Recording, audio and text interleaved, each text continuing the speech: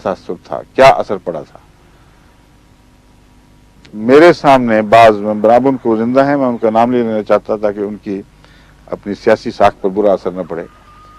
انہوں نے کہا کہ اس کے آن جب سب کارروائی مکمل ہو چکی، ابھی فیصلہ ہونے والا تھا، اسی دن فون آئے کہ ہم ملنا چاہتے ہیں بعض لوگ مجھے میرے. انہوں نے کہا بات یہ ہے کہ اس ساری کارروائی کے بعد اسمبلی کی بڑی بھاری اکثریت مولویوں کے سوا اس بات پر مطمئن اور متفق ہو چکی ہے کہ اس بحث کے بعد قطعاً ہمیں یہ حق نہیں ہے کہ احمدیوں کو یا مظہر صاحب اور ان کے ماننے والوں کو غیر مسلم عقیدت قرار دیں. اگر کوئی شک ہے تو ان لوگوں پر ہوگا، ہمیں اب کوئی شک نہیں رہا. لیکن ہم نے یہ آپ کو بتانے کے لیے آپ سے بات کی ہے کہ فیصلہ سیاسی ہے، سیاسی ہوگا، اور ہمیں علم ہے کہ کیا ہوگا. اس لیے جس طرح پائلٹ نے اپنے ہاتھ دھوئے تھے معصوم کے خون سے، یہ ان کی روح تھی بات کرنے کی کہ ہم مجبور ہیں، ہمیں آپ معاف کریں. ہم نے حقیقت تو آپ کو بیان کر دی ہے، یہ ہے. باقی فیصلہ جو ہوگا وہ سیاست کا ہوگا، اور وہ جو بھی اوپر سے حکم آئے گا وہی ہوگا. اور جو حکم کی بات ہے، ایک اور اہم سیاسی رہنما جو ایک اس وقت بڑی معروف شخصیت اور بڑا مقام رکھتے ہیں، انہوں نے مجھے بتایا کہ آخر پر بھٹو صاحب نے ان کو یہ کہا تھا کہ دیکھو، میں سمجھتا ہوں تم کیا سوچ رہے ہو اور کیا تمہارے رجحانات ہیں، مگر میں یہ بتا دیتا ہوں کہ اگر تم نے احمدیوں کے خلاف یہ فیصلہ نہ کیا تو مولوی باہر بیٹھے ہوئے ہیں تمہاری کھال ادھیڑنے کے لیے. ان کے چہرے چھانٹوں نے تمہیں کچھ کہیں کا نہیں رہنے دینا، اور بہت مشتعل کیا ہوا ہے انہوں نے لوگوں کو، اور یہ سب گھیراؤ کر دیں گے اور تمہارا کچھ نہیں باقی نہیں چھوڑیں گے. یہ فکرہ انہوں نے کہا، یہ نہیں کہا دروغ برگردن راوی، لیکن جو ماحول تھا اور جو اس وقت کا عمومی تاثر ان لوگوں میں پایا جاتا تھا وہ یہی تھا کہ اوپر سے حکم آیا ہے، کسی مجبوری کی وجہ سے ہوا ہو، وہ اس طرح ہوا ہے. یہ نہیں کہ بھٹو صاحب نے بیگم بھٹو کی بات سن کر اٹارنی جنرل سے منت شروع کر دی کہ بھی معاف کر دو، چھوڑ دو، میری بیگم ناراض ہوتی. عوام ناراض ہوتے تھے، ان کا خوف تھا ان کو، اور الٹ تھا، ہمارے حق میں نہیں ہمارے خلاف ناراض ہوتے تھے. بس یہ سارا قصہ عجیب ہے. اور ورنہ ان کو بھٹو صاحب جیسے ذہین آدمی، ان کو پتا نہیں تھا کہ بیگم شیعہ ہیں. ان کے متعلق بھی لوگ کہتے تھے کہ دراصل اگر کچھ ہیں تو شیعہ ہیں، مگر یہ باتیں ساری کھول دی گئی تھی شروع سے ہی. بیگم بھٹو کو آخر پہ کیسے پتا چلا؟ شروع سے ہی پہلے دن کی بحث سے ہی جو ہم نے معذر نامہ پیش کیا ہے اس میں یہ باتیں تھیں کہ دیکھو یہ پینڈوراز باکس کھل جائے گا، ایک نہ ختم ہونے والا سلسلہ جھگڑوں کا شروع ہو جائے گا، تم احتیاط کرو، خوف خدا سے کام لو. ایک دفعہ ایک غلط فیصلہ کر بیٹھے تو مصیبت میں مبتلا ہوگے. ہمارا معذر نامہ انہوں نے چھاپ بھی دیا ہے، یہ موجود ہے، جس نے منگوانا ہو اپنے لیے وہ کسی احمدی کے رابطے سے حاصل کر سکتا ہے. اس میں ساری باتیں آ گئی ہیں جو ان کی باتوں کا توڑ ہیں جو اٹارنی جنرل صاحب بیان فرما رہے ہیں.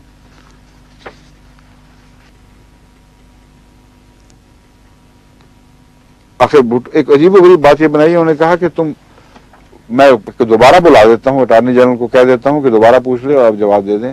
کہتے نہیں میں مجبور ہوں. اب اس میں ہی تضاد موجود ہے.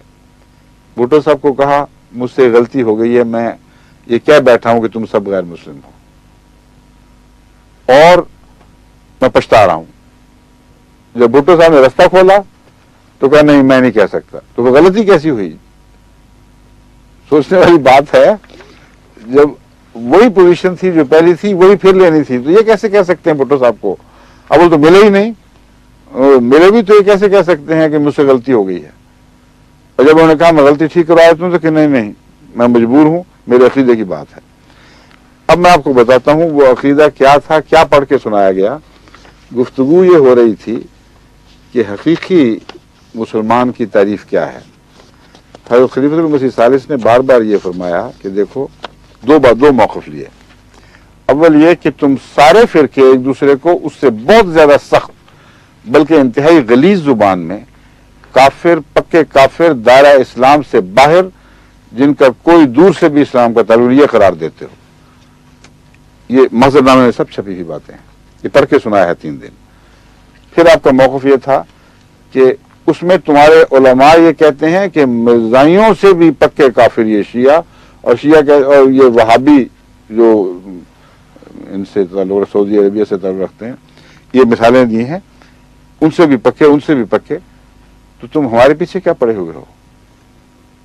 اس لیے اصول کی بات کرو. اگر فتووں کی بات ہے تو یہ ہر مذہب کے ہر فرقے نے یہ فتویٰ دیا ہے کہ دوسرے تمام فرقے غیر مسلم ہیں.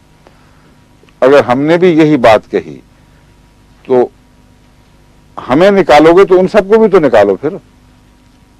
یہ کون سا انصاف ہے؟ یہ بات تھی، یہ چھپی ہوئی موجود ہے. جب کارروائی پڑی، اگر شائع کریں یہ کہتے ہیں کہ سارے لوگ ان کو ماریں گے تو آپ کے روکنے سے تو روکنا نہیں، پہلے ہی تو مار رہے ہیں بیچاروں کو. احمدیوں کے جو گھر جلائے جاتے ہیں، ان کو شہید کیا جاتا ہے، وہ تو کارروائی چھپنے کے بغیر بھی جاری ہے. وہ تو مولوی کارروائی کا انتظار تھوڑا کر رہے ہیں، کارروائی میں تو جواب ہمارا شامل ہے. مولوی جو یک طرفہ پروپیگنڈا کر رہے ہیں، وہ ایسی جھوٹی غلط باتیں جماعت کی طرف منسوب کر رہے ہیں کہ اگر مارنا ہو تو ان کو سننے کے بعد مارنا آتا ہے. اور اٹارنی جنرل کے انتظار کی کیا ضرورت ہے؟ چیف جسٹس آپ کے سپریم کورٹ یہ کہہ چکی ہے. حیرت ہے سپریم کورٹ کے اوپر، یہ فیصلہ دے رہی ہے کہ احمدیوں کے عقیدے اس قسم کے ہیں کہ اگر عوام الناس میں ان کو کھلا اجازت دی جائے کہ اپنی باتیں کریں اور بیان کریں تو ان کو کوئی قتل ہو جائے تو سلمان رشدی کا قتل سمجھا جائے گا. یہ ان کو پتہ نہیں کہ ملک کہاں تک جا پہنچا ہے، کس کنارے تک پہ کھڑا ہے. اور گویا یہ بیٹھے دیکھ رہے ہیں کہ وہ اسمبلی کی کارروائی شائع ہو گئی تو لوگ ان کو ماریں گے.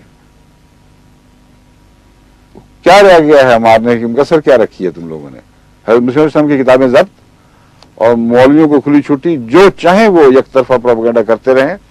تو اور کس بات کا انتظار ہے؟ یہ پاکستانی عوام الناس کی شرافت ہے اور احمدیوں کے جاننے کی وجہ سے، کیونکہ یہ ہر طرف احمدی اتنے موجود ہیں کہ لوگوں کی ایک بڑی تعداد، سارے تو نہیں لیکن بڑی تعداد ان کو ذاتی طور پر جانتی ہے اور ان کے کردار سے واقف ہے.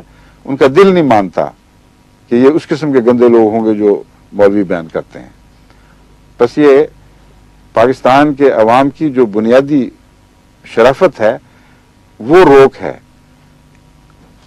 اب یہ اٹارنی جنرل صاحب کو کچھ بھی نہیں پتا، تاریخ کا، حال کی تاریخ کا بھی کچھ پتا نہیں.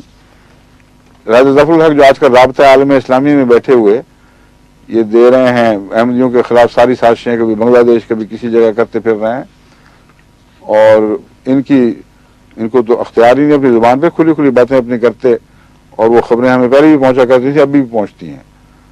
اس لیے ان کو وہم ہے کہ ان کی باتیں راز میں ہیں. یہ راز رکھ ہی نہیں سکتے، ساری باتیں ہمیں پتہ ہیں. ان کا بیان شائع ہوا تھا بطور وزیر کہ ہم نے تو احمدیوں کو ملیا میٹ کرنے اور ایکسٹریکیٹ کرنے، جیسے ضیاء صاحب کا فیصلہ تھا، ہم نے تو سب کچھ کر لیا، سب ذرائع کر لیے، عوام الناس حرکت میں نہیں آ رہے. یہ تھا مزاج حکومت کا. جب یہ بیان ہوا ہے تو ضیاء صاحب نے کوئی تردید نہیں کی، بلکہ واضح بات تھی کہ حکومت کی پالیسی کو یہ برسر عام بیان کر رہے تھے ٹیلی ویژن پر، یا مجھے یاد نہیں غالباً ٹیلی ویژن پہ ہوگا، لیکن بہرحال یہ عام بیان تھا جو شائع کیا اخباروں نے. تو اس دور میں بھی پاکستان کے عوام اس طرح نہیں اٹھے، جبکہ حکومت کہہ رہی ہے کہ آؤ اور مارو. جب سپریم کورٹ کے جسٹس کہہ رہے ہیں کہ یہ رشدی کا قتل ہوگا، کیا وجہ ہے؟ وجہ یہ ہے کہ ہر وہاں کا مسلمان جب بھی وہ احمدی سے رابطے میں آتا ہے یہ جانتا ہے کہ یہ حضرت محمد مصطفیٰ صلی اللہ علیہ وسلم کا عاشق ہے اور اس کے سوا کوئی حقیقت نہیں. بس فیصلوں کی نہ وہ پرواہ کرتے ہیں، نہ حکومت کے اعلان کی پرواہ کرتے ہیں، سوائے اس کے کہ بعض دفعہ جب مولوی اپنے بعض چیلوں چھانٹوں کو اکٹھا کر کے منظم طور پر حملے کرواتے ہیں، وہ اتفاقی چیز ہے، عوام الناس کا ریئیکشن نہیں ہے. یہ ہے قصہ. اور اب یہ کہتے ہیں کہ اگر وہ شائع ہو جاتی اسمبلی کی کارروائی تو لوگ احمدی کو مار دیتے. جبکہ دوسرا بیان جو صاحبزادہ صاحب کی طرف منسوب ہوا ہے، کیا نام ہے صاحبزادہ ہمارے؟ فاروق علی صاحب،